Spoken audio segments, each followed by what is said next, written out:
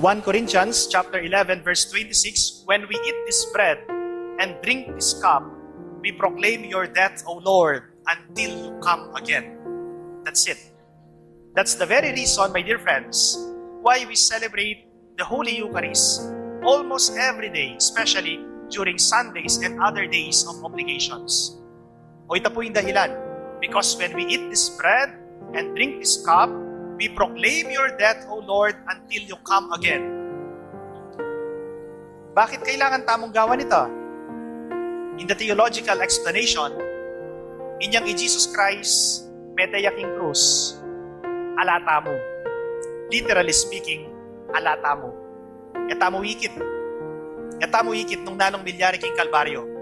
Muling malambat ng malambat pong panahon malyari ito. 2,000 years ago, metay Jesus king krus. Alang may nakit kaya katamo.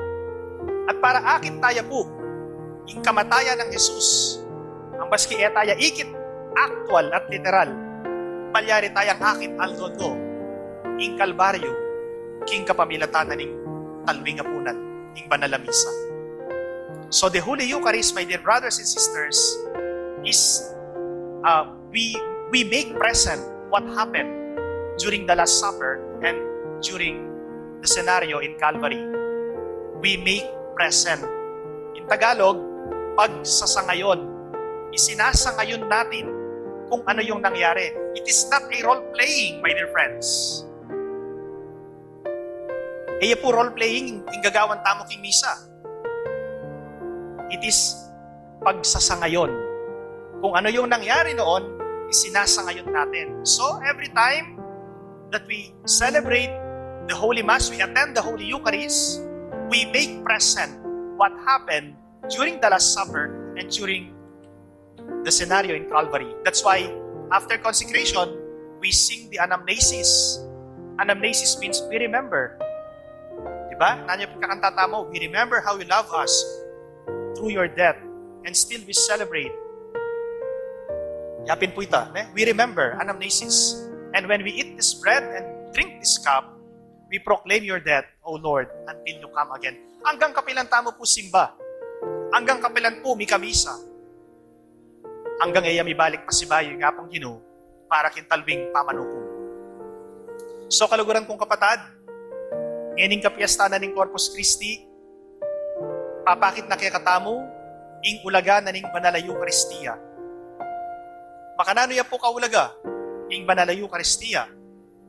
Tutupin ba na Jesus, yapin itang consecrated host, ang po itang alak, yapin ing Daya na? Yes. Sasabihan na po ng Council of Trent, he who does not believe in the real presence of Jesus, in the consecrated bread and wine, let him be anathema. Let him be condemned.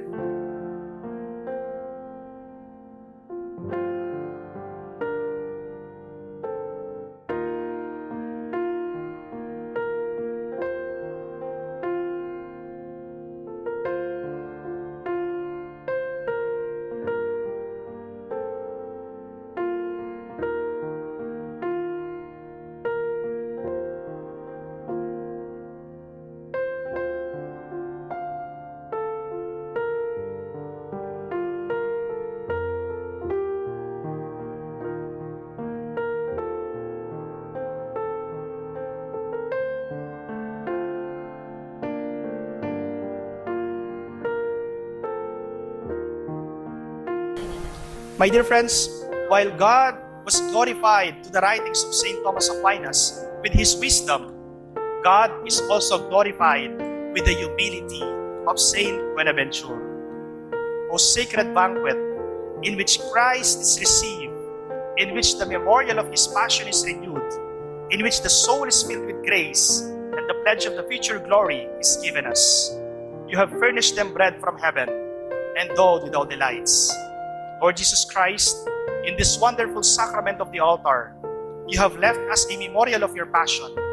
Grant us the grace to adore the hidden presence of your body and blood with such faith that we may always feel in ourselves the effects of your redemption. This we ask of you, Lord Jesus. Amen.